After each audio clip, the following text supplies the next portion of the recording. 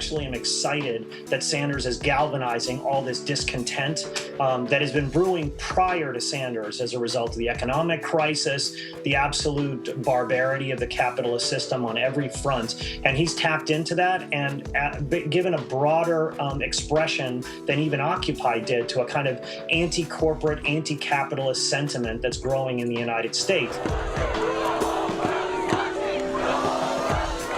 But the problem is really the Democratic Party and the politics of lesser evilism on the U.S. left, that people have tried for generations to try and take over what Kevin Phillips called the second most enthusiastic capitalist party in America, that is the Democratic Party. And that strategy has failed. It failed in the 1930s, it failed in the 1960s, it failed with the Jesse Jackson campaigns in the 1980s, which were far more left-wing than Bernie Sanders is today.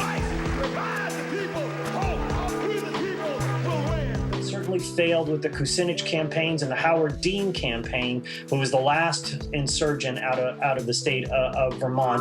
The Democratic Party is incapable of transformation. It's rigged and organized by the top. People don't decide nominees for these two parties, both these capitalist parties, the Democrats and the Republicans.